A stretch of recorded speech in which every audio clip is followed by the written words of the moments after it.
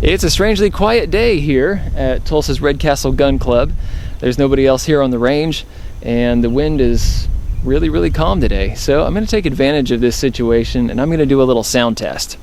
So what I'm going to do is I will take my Rock River Arms AR-15 with its YHM 3300 titanium silencer, and I'm going to take shots stepping back from 100 back to 600 yards. Every 100 yards, what I'm going to do is I'll take 2 shots.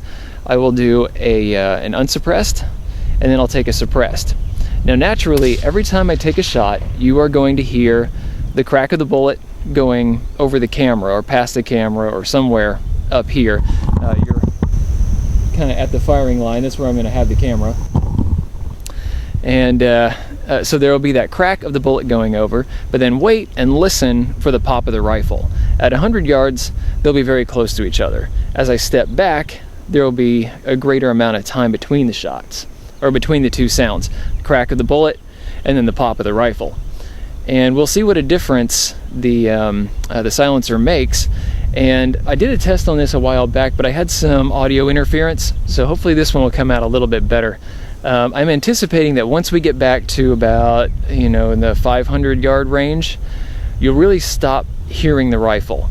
Now, if you were using your own ears, you very likely would be able to hear the rifle just a little bit. But this, our test equipment today, I'm just using a Canon RH30 video camera, I think, and then mounted on top of it, I have a Super-Cardioid microphone. This will help to try to pick up those sounds.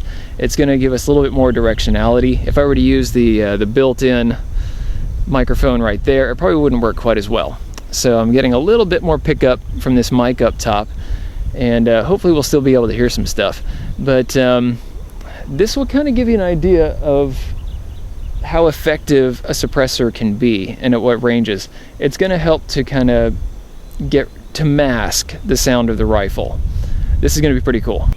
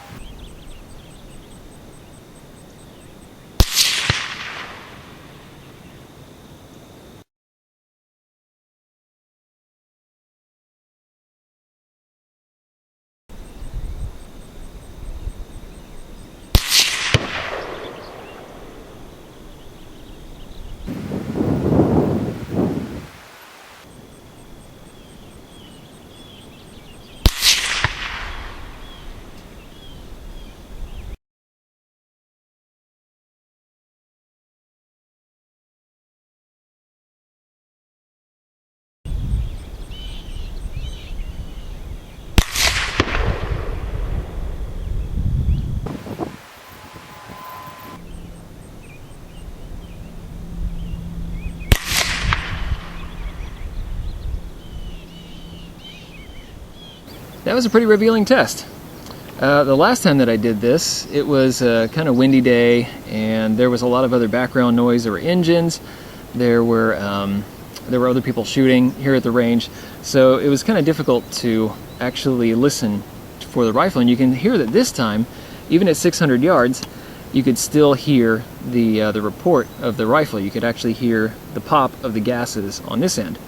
Now, of course, the supersonic crack of the bullet was much louder, which could be distracting. You know, if say you were taking shots over your head, it might be kind of difficult to be listening for the sound of this. And in a windy environment or a noisy environment, you might not hear it at all. So that was kind of cool. And one thing to keep in mind with the test equipment that we use today, the camera that we're using has a very aggressive limiter. Certain cameras, especially some of the older ones, the limiter is going to, if it gets a very loud sound, it's going to kind of taper off very slowly. But in this case, you can hear that even though there was the crack of the bullet going over the camera, that it very quickly got back on. You could still hear the report of the rifle.